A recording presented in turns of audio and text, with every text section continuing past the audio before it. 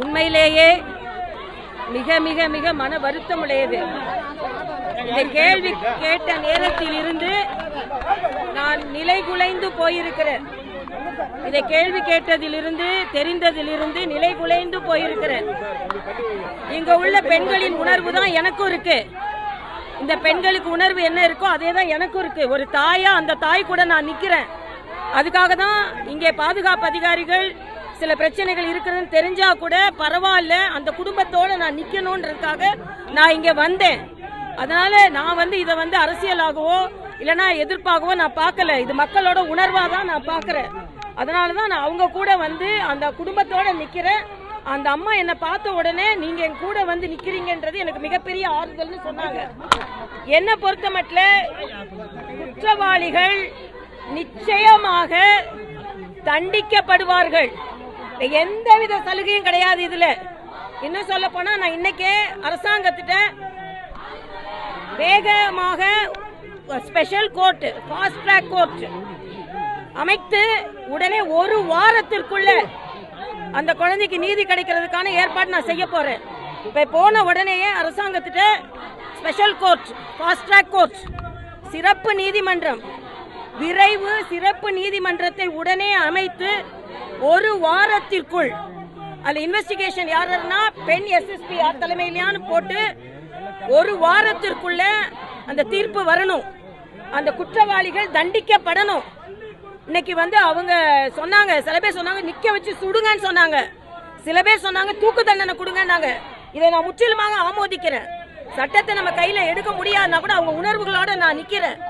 அவங்க யார் போராட்டம் பண்ணாலும் அதோட உணர்வுகள், அந்த உணர்வுகளை நான் மதிக்கிறேன்.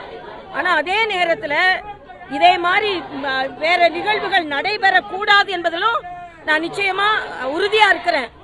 இன்னும் சொல்ல போனா ஏற்கனவே நாம போதைப் பொருட்கள் இங்க நடமாட இருக்கக்கூடாதுன்னு இரும்பு கரம் கொண்டு அடக்கி கொண்டு இருக்கிறோம். டிஜிபி கிட்ட ஏறக்குறைய நிறைய நாள் மாத்திரம் தினம் நான் பேசிக் கொண்டு இருக்கிறேன். அதையும் மீறி இங்க இருந்ததுன்னா நிச்சயமா கட்டுப்படுத்தப்படும். இன்னொன்று, தமிழகத்துல போதைப் பொருளை உலாவிட்டுக் கொண்டிருந்த சில பேர் கைது செய்யப்பட்டிருக்கிறார்கள். அவர்களுக்கு துணை புரிந்து கொண்டிருப்பவர்கள் புதுச்சேரியில் சில பேர் இருக்கிறார்கள் என்று தகவல் வந்திருக்கிறது. ஆக அவர்களையும் பிடித்து இரும்பு கரம் கொண்டு ஒடுக்கப்படும். எந்த விதத்திலும் யாருக்கும் தப்பிக்கவே இதுல முடியாது. அந்த குடும்பத்தோட உணர்வோடு நாம இருக்கிறோம். அதே நேரத்தில் இவங்க மக்களோட உணர்வுகளோடு நான் இருக்கிறேன். மக்கள் என்ன விமர்சனம் செய்தாலும் நான் ஏற்றுக்கொள்கிறேன். அதே நேரத்தில் ஒரு தாயோட நான் நிற்கிறேன். இது போதையினால மட்டுமே என்று சொல்வதை விட பாதை மாறிய இளைஞர்களாலும் வருகிறது. ஆக இது சமுதாயத்தின் அவலம். 2 மிருகங்கள் பிடிக்கப்பட்டிருக்கிறது. இந்த மிருகத்தோடு நான் மனிதர்கள் கூட அவங்களை சொல்ல மாட்டேன், மிருகங்கள் 2 மிருகங்கள் பிடிக்கப்பட்டிருக்கிறது.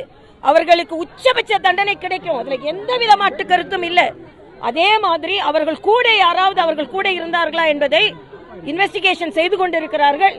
அவர்களும் பிடிபட்டால் நிச்சயமாக உச்சபட்ச தண்டனை அவர்களுக்கு கொடுக்கப்படும். ஃபாஸ்ட் ட்ராக் ஸ்பெஷல் கோர்ட் அமைக்கப்படும்.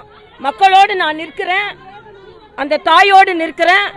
அவர்கள் தாயோட அவர்களுக்கு ஆதரவு தெரிவிக்க வருவதற்காகத்தான் நான் நேரடியா இங்க வந்தேன்.